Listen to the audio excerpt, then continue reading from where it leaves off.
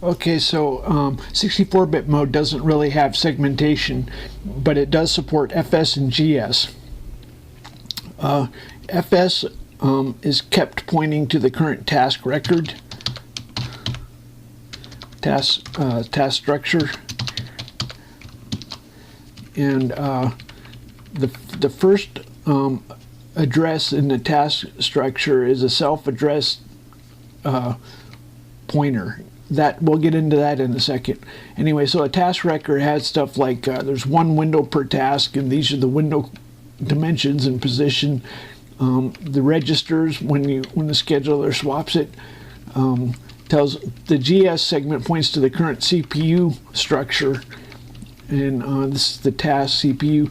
It has it has the callbacks for drawing, and it has anyway, this you want to get familiar with it. I add user data that's for you to play around with. It's not really a workable solution. If you want to add extra data, you have to create a frame in the symbol table. Anyway, that's the proper way to do it, unless you're me and you can modify the structure. So if we say class rep D, this is all the information the compiler has about classes and stuff is still available. So the class name comes first. We want C task, and then you give you do your debugging at the command line. So this will dump a structure dynamically. So it knows all the compiler information about this class, and it shows all the members, and you can go deeper. The FS segment register is kept pointing to. Let's look at.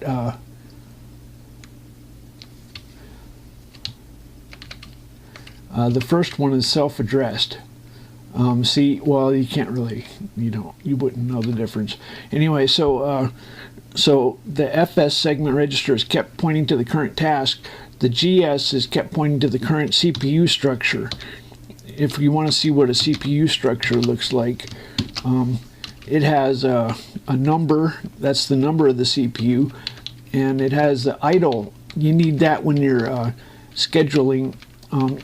You monitor how much load it has. That's the complement of the CPU load. That's pretty much. It has a interrupt descriptor table, task register. It has a Seth task. Seth is the child of Adam, and there's one special task on each CPU that's the Seth task, and it needs an idle task too. Anyway, where was I? So the FS and GS have to be changed with model specific register, and then it gets really tricky. Let's look at how we want to get the FSRIP.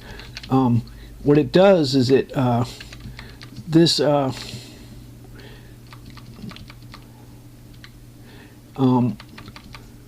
32-bit displacements are RIP relative, which the addressing mode is inconvenient. So what you have to do is you have to XOR to get a 0, and then load an offset off of 0 instead of just an offset. And ideally, if this were 32-bit mode, you would do it like this. But in our case, you have to do it with this XOR 0. And there are times when you have to get the self-addressed. The FS is the first value is the self-addressed value.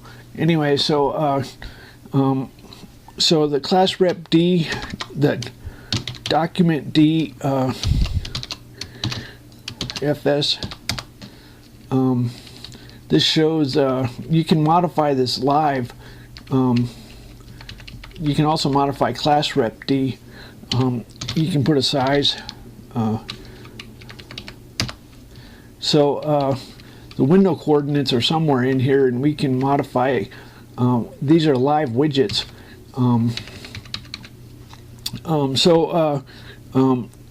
To show that it's live, let's go back to whoops.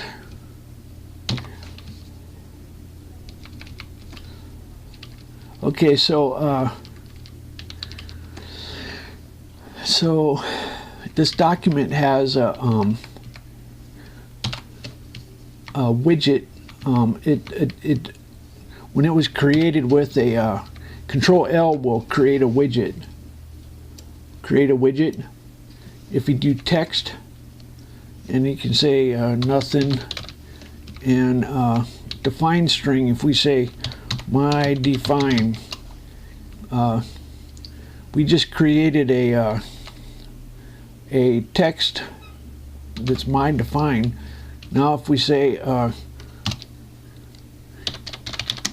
my define help, then if we come in here it says help. These are string indirection, and it works. Lose those is for dynamic documents, not printing. I decided, unlike everybody else, I'm not doing a stream. There's not a standard in, not a standard out. These are dynamic structures. This is not a general purpose operating system. Anyway, so where was I? So the bottom 2 gig is called the code heap. So when it puts global variables, and it puts code in the code heap, it keeps track of which task owns it so that it frees it. That's because do you understand if I say ASM here, call, let's say TU8 testing, comma 0. Actually, I shouldn't have. We have code trace on. That's why. Here are 2 bad labels. Push RSI, move RSI, comma here.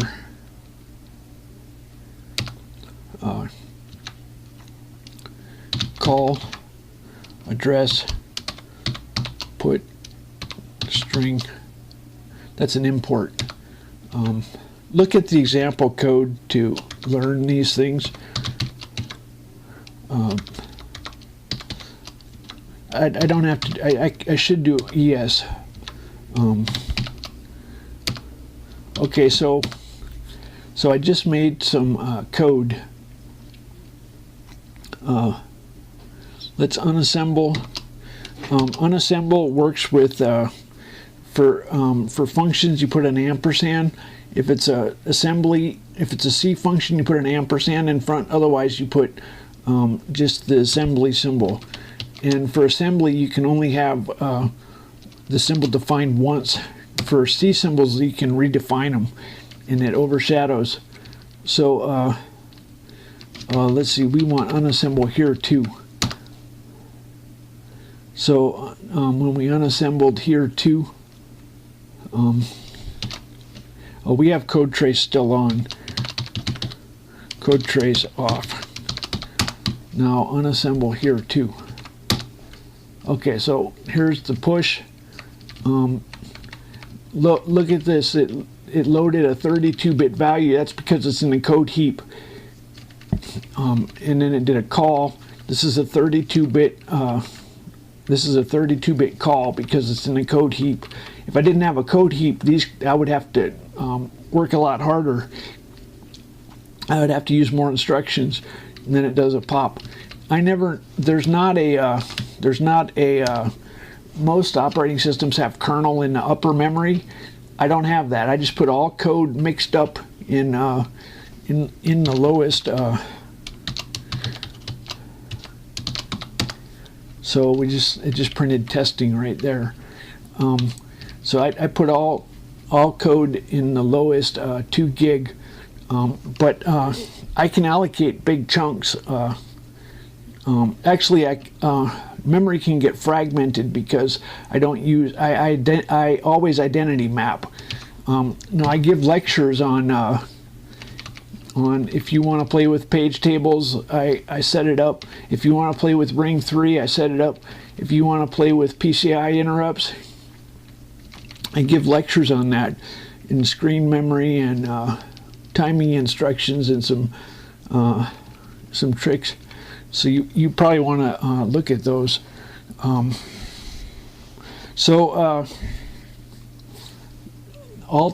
It's identity mapped, so all tasks on all cores have access to all memory at all times. There's some device memory in a gap. The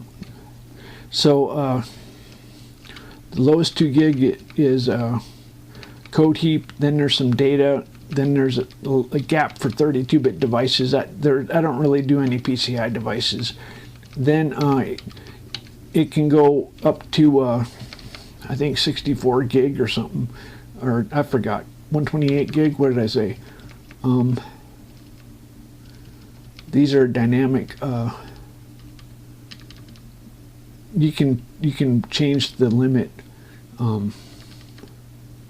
Anyway, I want to show one more thing. What was I going to show? Okay, so Control Alt Escape creates a new task. Alt V makes it vertically tile. Let's get rid of one. Shift Escape. Alt V. Okay, so now we have 2 tasks. Now let's say I64. Let's do I. There is no I symbol. So if I say I64I equals 1, 2, 3, I just made a variable I. Okay, now it's 1, 2, 3. If I come over here and say I, that doesn't exist. Now, what about J? That doesn't exist. Now, if I say Adam, this Adam sits in a server loop, and he will compile code for you. Adam J. Now, since everybody inherits Adam's symbols, if Adam defines a global variable J, suddenly J equals 567. Suddenly, everybody has J available because everybody inherits his symbols. So he has J now. You can do a map of all symbols, alphabetical order. I keep everything. When I had a Commodore 64, that book told what everything did, and that's what my goal is.